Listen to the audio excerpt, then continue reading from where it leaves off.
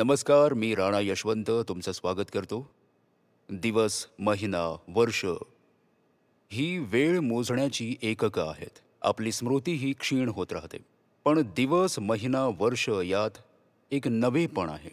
नवा दिवस, नवा महिना, नवं वर्ष आणि नव्याचा अर्थ म्हणजे की जुनं सोडून देणं. जेव्हा जुनं सोडून नव्यामध्ये येतो, तर आता नवीन वर्ष आहे. 2024 जातंय, 2025 येतंय. तर साहजिकच आहे देश आणि जगातील जितक्या काही गोष्टी आहेत, येणाऱ्या काळातील धोक्यांना आणि आव्हानांना पाहता ह्या सगळ्यासाठी आपण स्वतःला कसं तयार करणार आहोत? आपण नवीन काय करणार आहोत? नवीन संकल्प आपला कसा असावा? नवीन वर्ष आपलं कसं असायला हवं? यावर चर्चेसाठी मी आज आचार्य प्रशांतजींच्या समोर आहे. तुमचं खूप खूप स्वागत. नवं वर्ष, काही नवीन स्वप्न, नवीन संकल्प, माणूस खूप काही विचार करतो. यावेळी तर हे करेन, यावेळी तर ते करेन. अनेकदा तो विचार करतो, पण काही दिवसांनी परत पहिले पाढे 55 सुरू होतात. पण हे जे नववर्ष 2025 आहे, जेवढ्या आव्हानांनी, जेवढ्या धोक्यांनी, जेवढ्या संभावनांनी भरलेलं आहे, तर कोणत्या संकल्पांसोबत नव्या वर्षात दाखल व्हावं?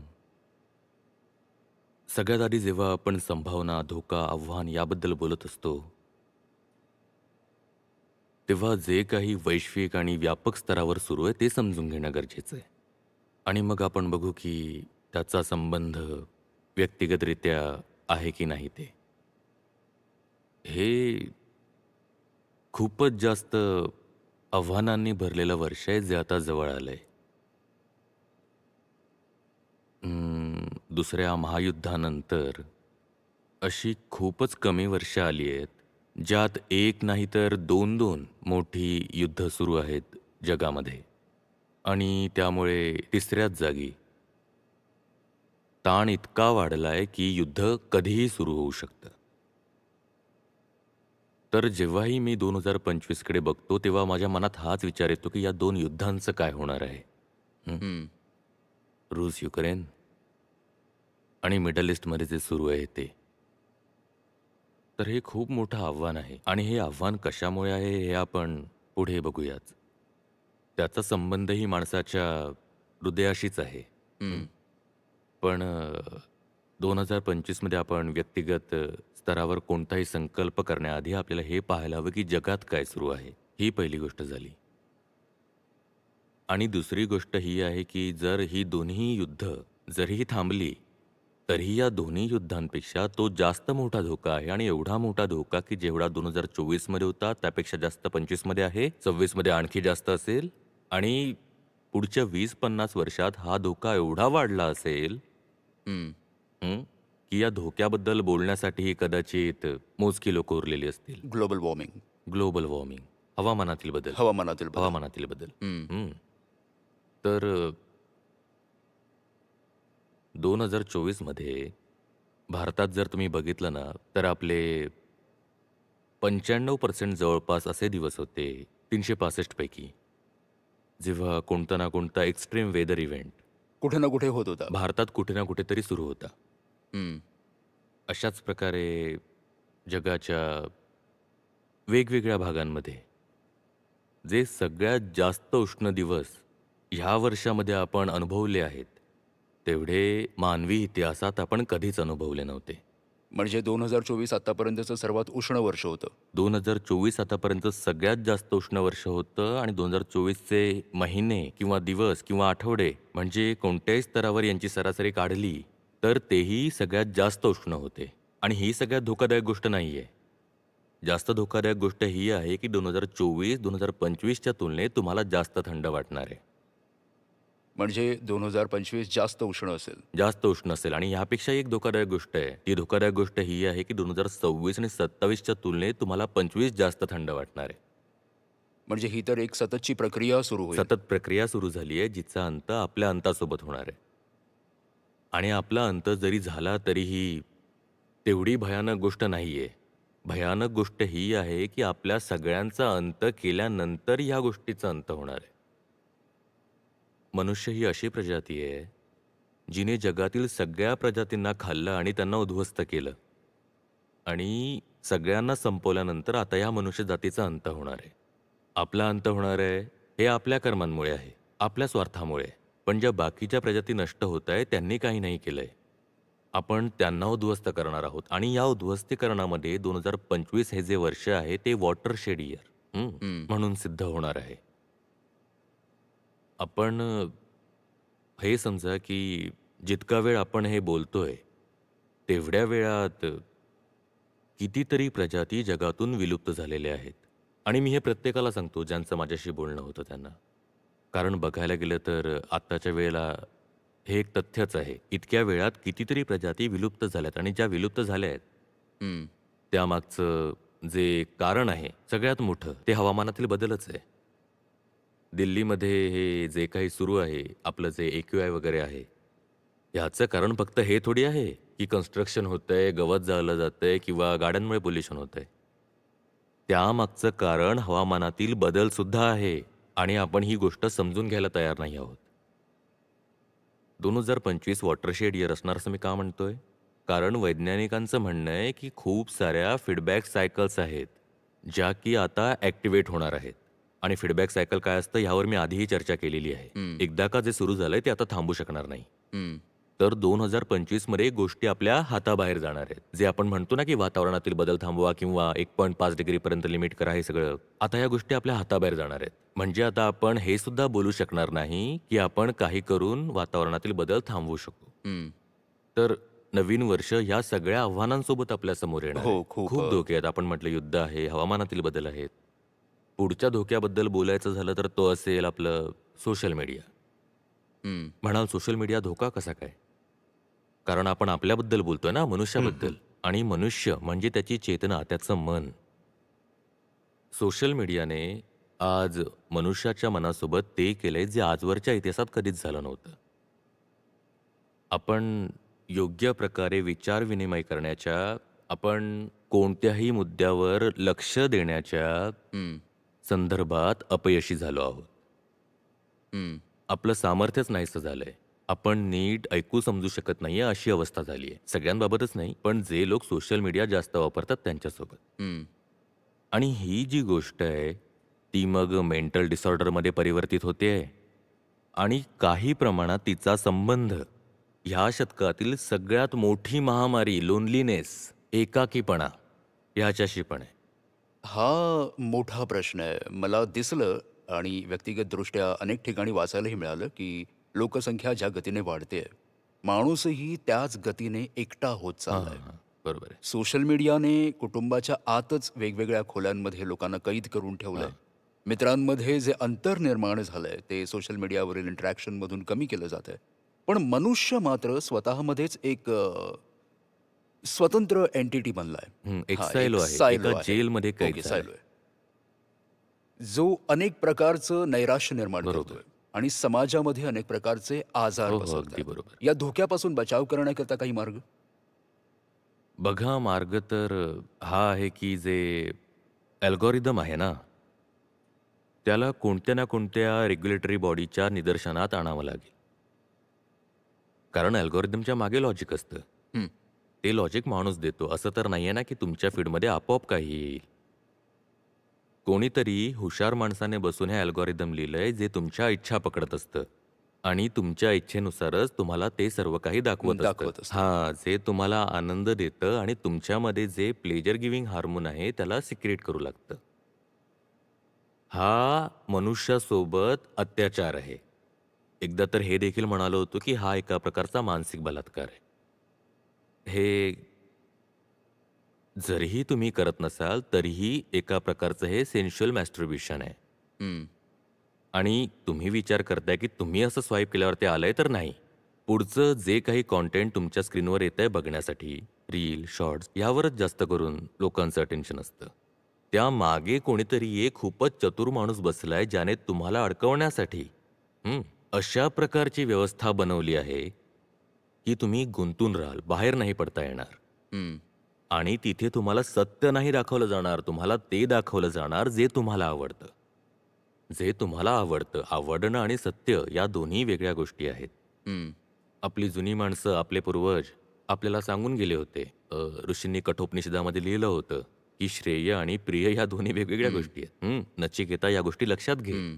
आणि जे लोक श्रेयचा मार्ग सोडून प्रेयच्या मार्गावर जातात, त्यांचा समूळ विनाश होतो. आणि हे जे सोशल मीडिया आहे ते आपल्याला प्रेयच्या मार्गावर ढकलतं. प्रेय म्हणजे जी गोष्ट प्रिय आहे, जी आपल्याला आवडते. आणि जर मला ते आवडतंय तर सतत मला तेच दाखवलं जाईल. सतत तेच पाहताय जे तुम्हाला आवडतंय आणि जे आवडतंय त्यात सत्यता नाहीये, तर ही गोष्ट तुम्हाला आणखी असत्यात कैद करते. आता अल्गोरिदमला असिस्ट करण्यासाठी एआय सुद्धा आलंय. हं. त्यामुळे आता काय होतंय, की तिथे जे काही अस्तित्वात सुद्धा नव्हतं तुम्हाला आनंदित करण्यासाठी, तुमच्या मनाचा अभ्यास करून अल्गोरिदम त्या गोष्टीची निर्मिती करतो आणि तुम्हाला दाखवतो. आणि आता जितकं दाखवतो त्यापेक्षा जास्त 2025 मध्ये होणार आहे. हं. तर हा असा एक भयंकर एकाकीपणा असणार आहे, ज्यात तुम्हाला वाटेल की तुम्हाला कोणाची गरजच नाहीये. कारण माझ्या सगळ्या इच्छा तर ही स्क्रीनच पूर्ण करत आहे ना. हं. आणि जेवढे तुम्ही स्वतःला ओळखत नसाल, त्यापेक्षा जास्त हे अल्गोरिदम तुम्हाला ओळखतं. तर तुमच्या इच्छांचं, तुमच्या भोगाचं, तुमच्या वासनेचं एक-एक साहित्य तुम्हाला तुमच्या स्क्रीनवर दिसत जातं. आणि तुम्ही रोमांचित होता, आनंदित होता आणि त्या स्क्रीनलाच चिकटून बसता. आणि जितकं तुम्ही स्क्रीनला चिकटाल, तितकं तुम्ही यथार्थापासून, समाजापासून, कुटुंबापासून, मित्रांपासून दूर होत जाल. कारण स्क्रीनच तुमचं आयुष्य बनलंय ना, मग तुम्हाला दुसऱ्या कोणाची गरजच काय? हं. आणि ती स्क्रीनच अशा प्रकारे बनवली की तुम्ही त्यातच अडकून राहाल, अडकून राहाल, अडकून राहाल. तर हे खूपच मोठं संकट आहे. हं. आता मी युद्धाच्या संकटाबद्दल बोललो तर तुम्ही मान्य कराल, कारण तिथे बॉम्ब फुटताना दिसून येतो. मी क्लायमेट चेंजबद्दल बोललो तर तुम्ही तेही मान्य कराल, कारण वादळ आलेलं दिसून येतं, जास्त पाऊस पडलेला दिसून येतो, दुष्काळ दिसून येतो, समुद्रतळाची वाढ दिसून येते, प्रजातींचं विलुप्त होणं दिसून येतं. ह्या सगळ्या गोष्टी धोकादायक वाटतात, भयानक वाटतात. पण जेव्हा सोशल मीडियाचा विषय येतो, त्यात एआय संबंधित धोके आहेत, त्यात रेड्युसिंग अटेन्शन स्पॅन, त्या संबंधित मेंटल डिसऑर्डर आणि एकाकीपणाची चर्चा होते, तर तिथे जास्त धोका नाही वाटत, कारण तिथे जे काही होते ते प्लेजरेबल आहे. आणि विष तेव्हा जास्त धोकादायक होतं ना, जेव्हा ते गोड असतं. हं. हे गोड विष आहे आणि खूपच जबरदस्त विष आहे. आपल्याला ते अशा प्रकारे गुलाम बनवतंय, की ते आपल्याला समजतच नाहीये. जर तुम्हाला येऊन कोणी कॉलनाइज केलं, बाहेरून येऊन, जसं कॅपिटलिझममध्ये झालं, की जा आणि संपूर्ण देशाला कॉलनाइज करा. तुम्हाला माहीत पडतं, तुम्ही विरोध करता, क्रांतिकारी जन्माला येतात, ते गोळ्या चालवतात, बॉम्बस्फोट करता आणि तुम्ही स्वातंत्र्य मिळवण्याचा प्रयत्न करता.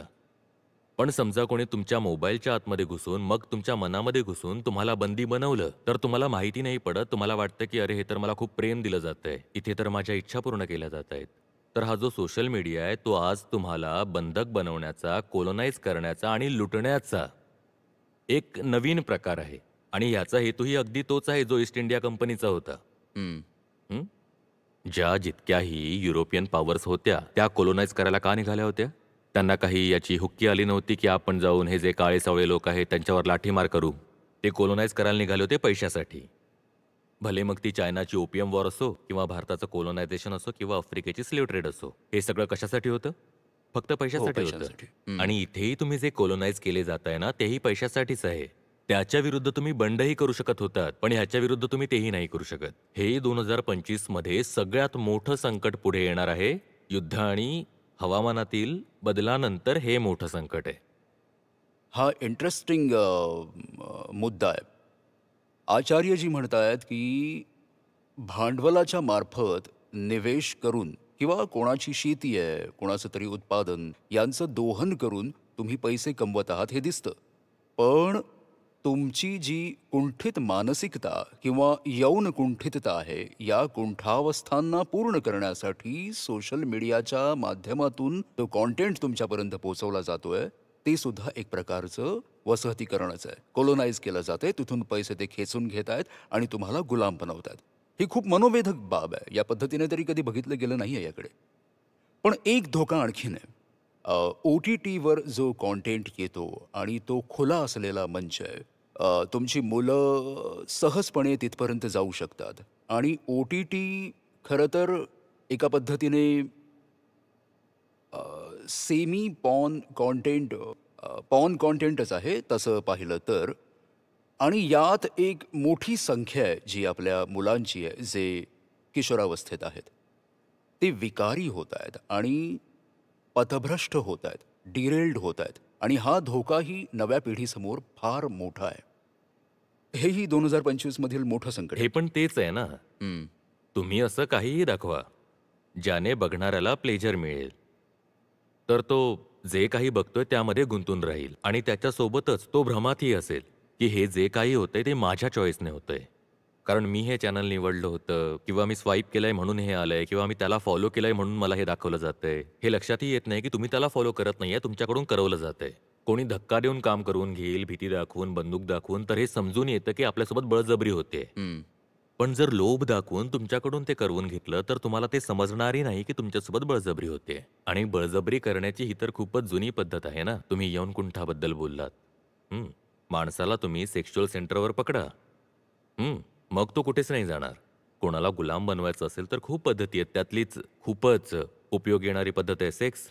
तर ही सुद्धा तीच पद्धत आहे जी आज वापरली जाते. खूपच जुनी पद्धत आहे ही, पूर्वापार चालत आली आहे. जी की नवीन अवतारांमध्ये अगदी आधुनिक आणि एआयच्या स्वरूपात आपल्या समोर येत आहेत आणि आपल्याकडे कोणतंच समाधान नाहीये. आपल्याला माहिती आहे यांना कसं सामोरं जायचंय.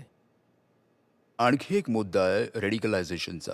हे जग हां. जे आहे त्यात सीरिया किंवा गाझा किंवा बांगलादेश, म्यानमार वगैरे जर घेतले तर दिसतं की जे बौद्ध आहेत, ज्यांना घेऊन महात्मा बुद्ध यांनी एक वेगळ्या प्रकारची प्रथा सुरू केली. तेही मार्शल समुदाय झालेत. त्यांनी फौजा बनवल्यात. अगदी. हा धोका मला वाटतं की 2025 मध्ये खूप वाढेल. वाढेल. यात तुम्ही ना संपूर्ण जगालाच जोडायला हवं.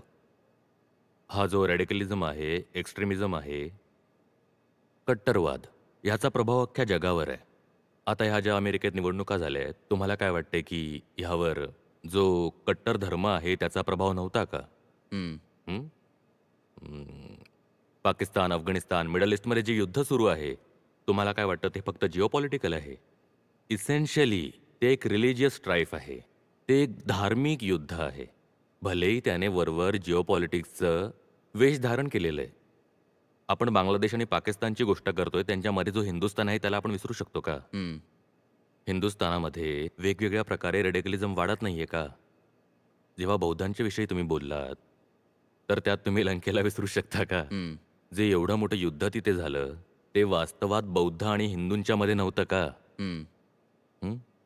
तर धर्माचं जे विकृतीकरण होत आहे, ते माणसाला उद्ध्वस्त करून टाकेल. कारण man is a spiritual animal before he is a social animal. हं. हे मी म्हणतोय. हे दुसऱ्या कोणी म्हटलंय असं समजू नका. तर आपण ते लोक आहोत ना, आपण चेतनेचे लोक आहोत. आपण जंगली जनावर नाही आहोत. हं. आणि ही जी चेतना आहे ना आपली, ती सतत विचारत असते, की सत्य काय आहे सांगा, मला खोटेपणात जगायचं नाहीये. सत्याच्या त्या शोधालाच धर्म असं म्हणतात. भ्रमात न जगणं, आंतरिक बंधनांना आव्हान देणं, यालाच धर्म असं म्हणतात. तर धर्म जो असतो, तो मनुष्याच्या साऱ्या आंतरिक विकारांवर रामबाण उपाय असतो. पण जर औषधच विष बनलं, तर माणसाला कोण वाचवेल?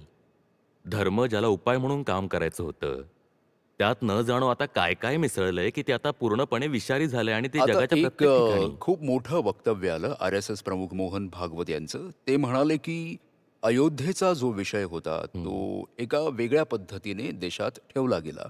त्याचा निकाल लागला, तर हा मुद्दा इथेच संपतो. तर पुढे हाच मुद्दा चिघळत ठेवणं योग्य नाही. बघा, धर्माचं जे प्राथमिक कर्तव्य आहे, ते माणसाला मुक्ती देणं हे आहे. हं. मी माझ्या जीवन ऊर्जेला व्यर्थ दिशांमध्ये खर्ची घालणार नाही. मला स्मरण असावं की मी कोण आहे. म्हणजे मी कामनांच्या मागे गुलाम बनून धावणार नाही. मी दुसऱ्यास भोगाच्या दृष्टीने पाहून नातं जोडणार नाही. धर्म ह्या गोष्टींशी संबंधित आहे. धर्म म्हणजे ते सगळं नाही जे आजकाल सुरू आहे. हं. आणि हे जे सुरू आहे ते असंच सुरू राहिलं, तर धर्मच एवढा बदनाम आणि वाईट शब्द बनून जाईल, की ह्या ज्या पिढ्या आहेत आपल्या समोर आणि ज्या पुढे येणार आहेत, त्या धर्मापासून अगदी दूरच होऊन जातील. उदाहरण देतो, ब्रिटनमध्ये पहिल्यांदाच असं झालंय आता, की जे स्वतःला ईसाई म्हणतात ते बहुमतात नाहीयेत. ते 50% खाली गेलेत. अधिकतर लोकांसाठी हे आश्चर्य असेल. आपल्याला वाटत असतं की ब्रिटिश तर सगळे ख्रिश्चनच असतात, तर असं नाहीये. ते 50% खाली गेले ज्यांनी स्वतःला म्हटलं होतं की हां बाबा, आम्ही तर ईश्वरावर विश्वास ठेवतो. मी तर थिस्ट आहे. ते आता 50हून खाली गेलेत. पण शिल्लक कोण राहिले? एथिस्ट. हां, ते म्हणतात आम्ही नाही मानत. बाकी एथिस्ट आहेत आणि बाकी दुसऱ्या धर्माचे लोकही आहेत. म्हणजे एकूण म्हणायचं काय तर इसाईयत आता तिथे बहुमतात नाहीये. येणाऱ्या पिढ्या वारंवार धर्माच्या मलिन स्वरूपाला बघून धर्माला लाथच मारतायत. तर हे जे सर्व जिलॉट्स आहेत ना, उन्मत्त लोक, जे म्हणतात आम्ही धर्माच्या रक्षणासाठी समोर येतोय. आम्ही तर धर्माचं रक्षण करू. धर्म वाचवणं खूप गरजेचं आहे. धर्म संकटात आहे. मी त्यांना म्हणू इच्छितो की तुम्ही हे जे काही करताय, त्यामुळे धर्म उद्ध्वस्त होऊन जाईल, नष्ट होऊन जाईल. कारण तुम्ही जबरदस्तीने कोणाला धार्मिक बनवू शकत नाही ना. आणि तुमची ही सर्व लक्षणं बघून न जाणो कित्येक लोक धर्माकडे पाठच फिरवतायत. तुमची लक्षणं बघून ते म्हणतात की हे धर्माचे प्रतिनिधी, धर्माचे नेता जर असे असतील तर मला धर्मच नको आहे. हे होत आहे. तर ह्यात हा जो विषय आहे की बस करा आता पुरे झालं. हे रोज रोज कुठे ना कुठे तुम्ही एक नवीन समस्या उभी करताय. तर हे जे वक्तव्य आलं आहे ते चांगलं आहे. प्रशंसा व्हायला हवी. विकासाला घेऊन जेव्हा देशाकडे आपला असा विचार नसेल, मी सेंट्रल एशिया पाकिस्तानपर्यंत, Pakistan, Afghanistan, Syria, Libya, Yemen, तो पूर्ण भाग जो आहे, कारण की तुम्ही अशी घेरावबंदी केलीत, धर्माला आणून अशा प्रकारची ठेकेदारी त्याच्या हातात दिलीत की हा जो आहे तो तुमचा धर्म आहे, याच्या पुढे तर काहीच नाही. तर झालं असं की तुम्ही कठमुल्ला जन्माला घातले, ह्याने तुम्ही मिळालं काय? आतंकवादी जन्माला तेच तर घातले, म्हणतोय, हो मिळालं हो काय? हो, तुम्ही मानसिकरित्या कुंठित असणारे गुलाम जन्माला घातले. तर अशा आणि प्रकारे आपल्याला असं व्हायचं तरी आहे का? हा प्रश्न फार एक महत्वाचा फरक आहे मी ना. तुम्हाला विचारू इच्छितो. एक युरोप आहे, हां, तोही धर्मानुयायी आहे. अमेरिकेचाही राष्ट्रपती आहे, तो बायबलवर हात ठेवून शपथ घेतो. तिथे रेनेसा होऊन पण गेलंय. हो, वेस्टर्न कंट्रीजमध्ये जे धर्माचं अनुगमन आहे आणि इथे जे अनुयायी आहेत, आपल्या सेंट्रल एशियातील मुस्लिम कंट्रीजमधले आहेत, दोन्हींमध्ये काय खूप फरक आहे? फरक आहे. दोन्ही खूप धर्मांना फरक आहे. घेऊन खूप फरक आहे. फरक हा आहे की जर्मनीमध्ये मार्टिन ल्युथर किंग झाले. ज्यांनी म्हटलं की मी विरोध करतो आणि त्यांना विरोध करू देण्यात आला आणि त्यांच्या प्रोटेस्टमधून प्रोटेस्टंट निघाले आणि त्याच मग धार्मिक रिफॉर्मेशनमधून रेनेसा निघाला. तिथे हे नाही म्हणण्यात आलं की तुम्ही जर कुठली नवीन गोष्ट कराल, पुढची गोष्ट कराल तर आम्ही तुमचा गळा कापून टाकू. त्यामुळे ही जी इसाईयत आहे, ती स्वतःला पूर्णपणे मॉडर्नाइज करू शकली. ती स्वतःला नवीन समज, नवीन विचार ह्यांच्या सोबत चालवू शकली. बघा, मूळ तर तिघांचं एकच आहे ना. सगळ्यात प्राचीन कोण आहे? यहुदी, अब्राहमिक धारेबद्दल बोलतोय. त्याच्यानंतर कोण येतात तर इसाई आणि सगळ्यात नवीन कोण आहेत तर ते आहेत मुस्लिम. तर त्यात ही अगदी प्रासंगिक गोष्ट आहे की यहुदी सुद्धा काळाच्या सोबत पुढे जाऊ शकले आणि संपूर्ण जगामध्ये 70-80 लाख, 1 करोडपेक्षा कमी आहेत यहुदी. हे सर्वच प्रकारे प्रभुत्वाच्या स्थितीत आहे, जेव्हा की 60 लाख यहुदींना तर हिटलरनेच हॉलोकास्टमध्ये मारलं होतं. एवढा प्रचंड छळ सहन केल्यानंतरही काय प्रकर्षाने ते समोर आलेत, काय त्यांची ताकद आहे. त्यांची लोकसंख्या काहीच नाहीये, तरीही ते प्रसिद्ध आहेत. श्रीमंतही खूप आहेत आणि सामरिक दृष्टीनेही ते खूप चतुर आहेत. ते इनोव्हेशन्स पण करतात, कलेतही पुढे आहेत, विज्ञानातही पुढे आहेत, स्टार्टअपमध्येही पुढे आहेत यहुदी. आणि तुम्ही ख्रिश्चन वर्ल्डला पाहिलं तर तुम्हाला तर माहितीच आहे. जेव्हा आपण डेव्हलप वर्ल्ड किंवा फर्स्ट वर्ल्डबद्दल बोलतो किंवा ग्लोबल नॉर्थबद्दल बोलतो, तेव्हा आपण इनडायरेक्टली बोलत असतो ख्रिश्चनांबद्दल, हो ना? जेव्हाही आपण बोलतो विकसित देशांबद्दल, तेव्हा आपल्या डोक्यामध्ये कुणाचे विचार येतात? त्या त्या गोऱ्या लोकांबद्दल, जे की ईसाई आहेत. बरोबर हेच होतं ना? तर ते इतके पुढे गेलेत. का गेलेत? कारण धर्माला पूर्णपणे लवचिक व्हावं लागतं त्या मुद्द्यांमध्ये जे टाइम डिपेंडेंट म्हणजेच काळ सापेक्ष आहेत. धर्माने कट्टर असायला हवं केवळ त्या गोष्टींकरिता ज्या काळाच्या ओघातही बदलत नाहीत.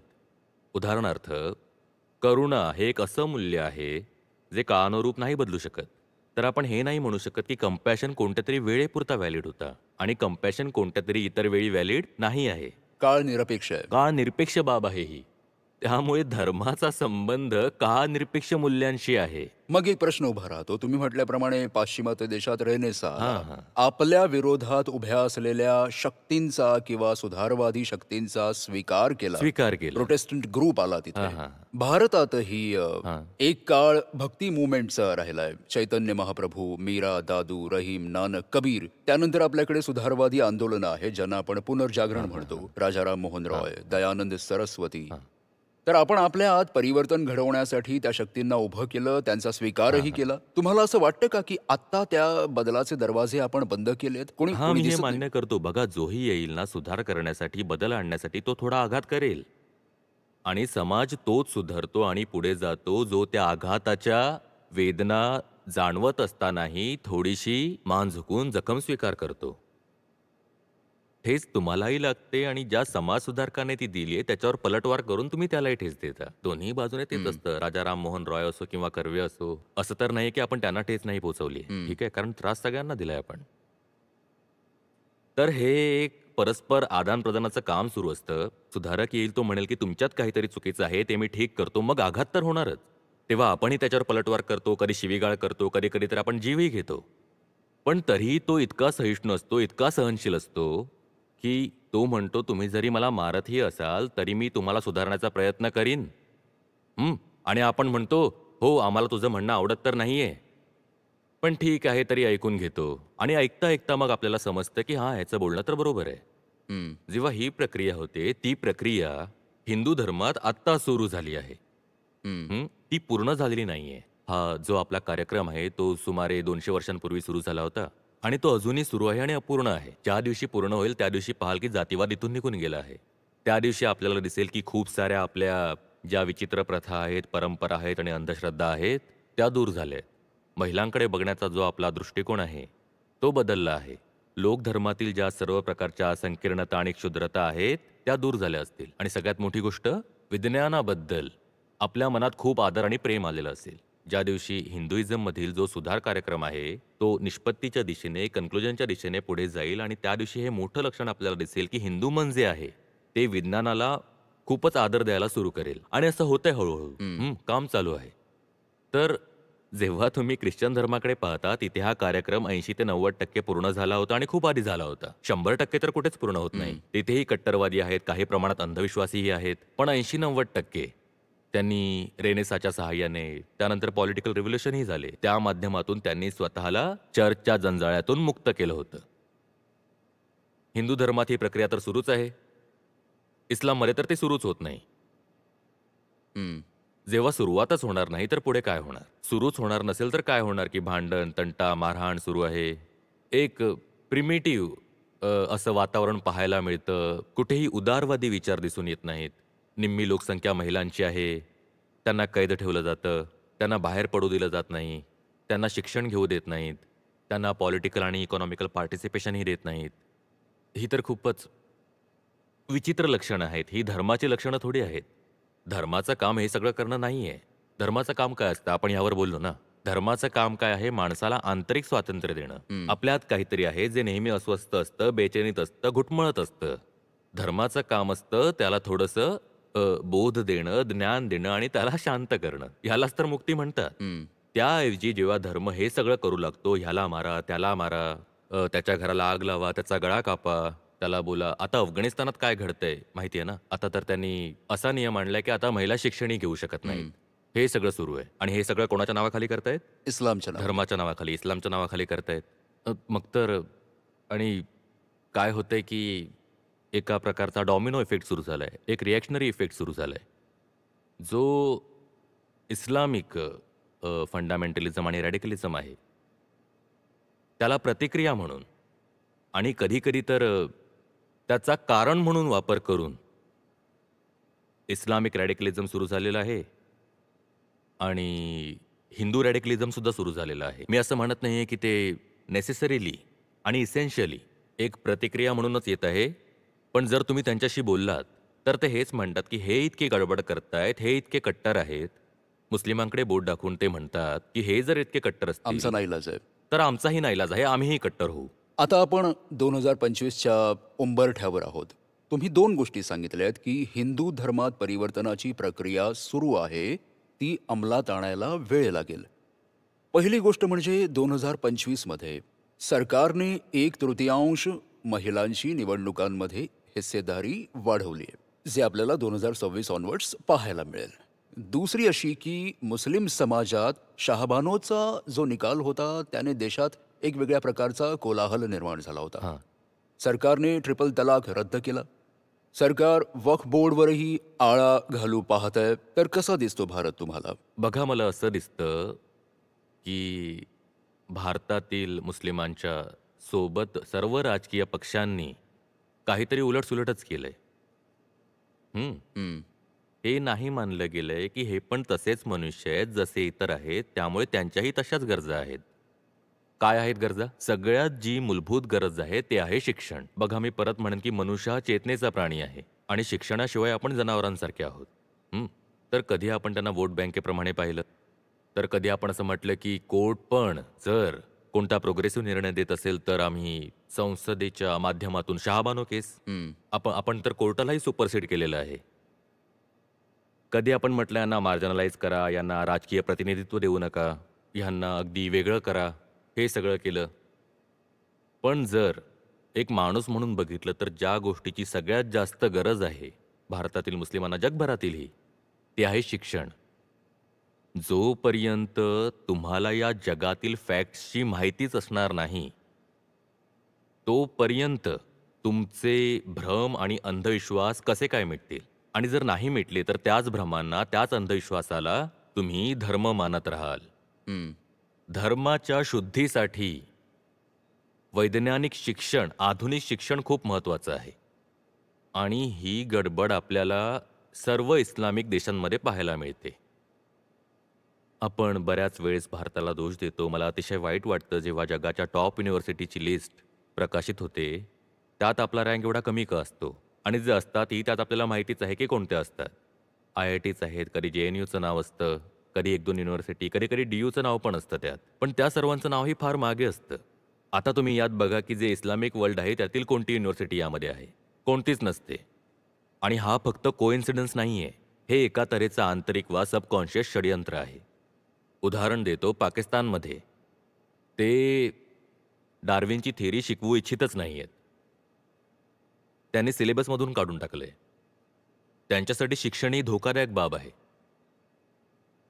ते म्हणतात की आम्ही जर हे सांगितलं की मनुष्याचा तर क्रमशः विकास होत गेला हळूहळू आणि अजूनही होतच आहे, हं. तर ही गोष्ट आम्ही कशी काय आमच्या मुलांना सांगू शकू की एक दिवशी कोणीतरी वर बसलेलं आहे ज्याने मनुष्याची रचना केली आहे. ही जी क्रिएटर आणि क्रिएशनची थिअरी आहे, ही तर पूर्णपणे मोडकळीस येईल. आणि जेव्हा पूर्ण विषयच यावर चालत असेल की एक क्रिएटर आहे, क्रिएशन आहे, तर मग शिक्षण आणि विज्ञान हे शत्रूसारखे वाटतात. जो इस्लाम आहे, अशा परिसर आणि संस्कारांची निर्मिती करतो, की माणसाचा जो स्वतंत्र विकास आहे, वैज्ञानिक दृष्टिकोन आहे, तो त्याला विकसितच होऊ देत नाही. त्यामुळेच जगातील जेवढेही इस्लामिक देश आहेत, ते आजही खूप मागासलेले आहेत. बघा, कुठलाही धर्म असेल, तो धर्म चालतो कशावर? धर्मग्रंथावर. ठीक आहे? तुम्हाला कोणताच धर्म नाही सापडणार ज्याच्याकडे एक बुक नसेल. किंवा बुक्स, हं, त्यांच्याकडे एक बुक आहे, रिलिजन ऑफ दी बुक. आपण रिलिजन ऑफ दी बुक्स आहोत. आपल्याकडे खूप साऱ्या आहेत. हं. पण खूप साऱ्या असूनही आपण म्हणतो वेद, वैदिक धर्म आहे आमचा. ठीक आहे? तर पुस्तक तर असतंच, एक पुस्तक असतं. आणि जे पुस्तक असतं ते रचलेलं असतं, लिहिलेलं असतं, किंवा धार्मिक लोकांच्या भाषेत म्हटलं तर उतरलेलं असतं कोणत्या तरी एका काळी. हं. तर त्यात खूप साऱ्या अशा गोष्टी असतात ज्या फक्त त्या काळापुरत्या उपयोगी असतात. आणि त्या गोष्टी ठीक आहेत, कारण ज्यावेळी ते पुस्तक आलं होतं त्यावेळी ते सुरू होतं, त्यामुळे ते पुस्तकात लिहिलेलं आहे. तर जे त्या धर्माचे अनुयायी असतात, ही त्यांची जबाबदारी असते. हा त्यांच्या स्वतःच्या बुद्धीचा भाग असतो, की ज्या गोष्टी फक्त भूतकाळातील आहेत त्यांना खूप सन्मानासोबत आता म्युझियममध्ये ठेवून द्या. आणि ज्या गोष्टी पूर्णपणे कालनिरपेक्ष आहेत, इटर्नल आहेत, सनातन आहेत, कालातीत आहेत, हं. टाइमलेस आहेत. त्या गोष्टींना नेहमी फॉलो करत राहा. पण हे डिस्टिंक्शन की बघा ह्या काळासाठी आता ह्या गोष्टी आहेत आणि आता या कामाच्या नाही आहेत आणि यात जो सेंट्रल कोर मेसेज आहे तो कामाचा आहे. हे सांगण्यासाठी प्रत्येक काळात कोणीतरी असा असायला हवा जो येऊन रिइंटरप्रेट करेल, समसामायिक कंटेम्पररी भाषेमध्ये आपल्या ग्रंथांबद्दल लोकांना सांगेल की बघा आजच्या जगात या ग्रंथांचा हा अर्थ आहे. हो, इस्लाम त्याची परवानगी इस्लाम त्याची परवानगी देत नाही. नाही देत. आता आता आता तुम्ही इस्लामच्याही कोरमध्ये गेलात, बाकी सगळं काढून टाका. ज्या टाईम डिपेंडेंट गोष्टी आहेत, त्या सगळ्या काढून टाका. काढून टाका त्या सगळ्या. तर जी कोर गोष्ट आहे, ती फक्त ठेवली, तर इस्लामही निखरून येईल पुढे. हं. जो सेंट्रल मेसेज आहे तिथे, तौहीद, टोटल नॉन ड्युअलिटी, तर तो तिथेही निघू शकेल. पण तो काढून आणेल कोण? जो काढायला जातो, त्याची मग मनसूरसारखी दशा होते. हं. मनसूरची दशा माहिती आहे ना तुम्हाला? की एका वेळेस नाही मारणार. हं. तऱ्हेतऱ्हेने मारतील, डोळे काढतील, नाक कापतील, जीभ तडफडवून कापतील, तडफडवून बेहाल मारतील. करून मारतील. माणूस म्हणतो, "बाबा, आम्हाला तर सुधारक नाही बनायचं." तर हे सुद्धा होऊ शकतं, की भारताचा इस्लामिक समाज जो आहे, तो त्याच परिसरात धार्मिक सूत्रवाक्यांच्या मध्ये, संस्कारांच्या मध्ये राहतो. त्यामुळे खूप प्रयत्न केल्यानंतरही तुम्ही त्यात बदल नाही पाहू शकत. ते तर आहेच. बघा, कोणताही व्यक्ती जो अगदी फंडामेंटल गोष्टीला पकडून नाही चालणार, तो धर्माच्या नावावर धोकाच खाणार. स्वतःही आजारी असेल आणि दुसऱ्यांनाही करेल. मग कोणताही धर्म असो. आता माझ्या प्रश्नाचा दुसरा भाग, महिलांना जी 1/3 हिस्सेदारी हां. मिळाली लोकसभेत, विधानसभेत, तर महिलांची स्थिती भारतामध्ये नवीन वर्षापुढे हां. तुम्ही कशी पाहता? मी तर असं पाहीन, की महिलांची दुर्दशा झालीच कशी होती. हं, जर आपण हे समजून घेऊ, की आजार कुठून येतोय, तेव्हाच आपण औषध बनवू शकू ना. हं, हं, दुर्दशा झाली कशी महिलांची? प्रकृतीमध्ये तर महिला आणि पुरुष एक समानच जन्माला येतात. हं.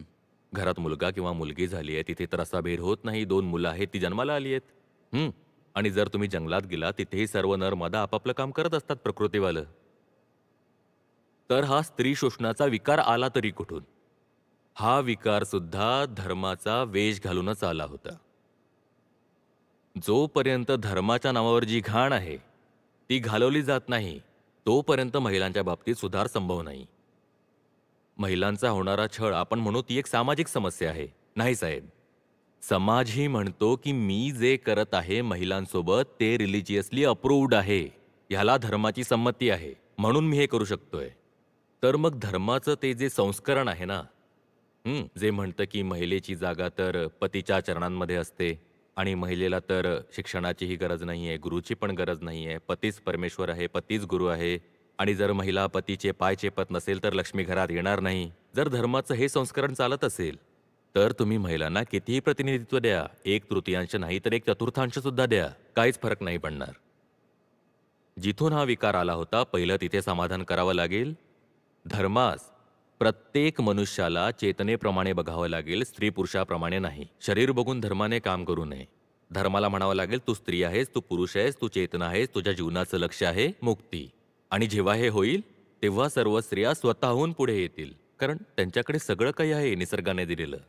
फक्त आपणच त्यांना कृत्रिम सामाजिक बेड्यांमध्ये जखडून ठेवलंय. मग त्या स्वतःहून पुढे जातील आणि त्यांची जी योग्य जागा आहे ती मिळवतील. आपल्याला ती द्यावी लागणार नाही, त्या स्वतःहून मिळवतील. आचार्यजी, नवीन वर्ष आहे. नवीन वर्षात मला वाटलं की संकल्पांना घेऊन आपण पुढे जाऊ. पण तुम्ही म्हणालात की आव्हानं मोठी आहेत आणि नवीन वर्षात आव्हानांना समजणं फार गरजेचं आहे. मला वाटतं की आमच्या दर्शकांना तुमच्या मार्फत हे समजलं असेल की 2025 नवीन वर्ष तर आहे, पण हे खूप अधिक आव्हानांबरोबर आलेलं आहे 2024च्या तुलनेत आणि त्यानुसार जगाला, मनुष्याला तयार राहावं लागेल. खूप खूप धन्यवाद तुमचे. Thank you sir.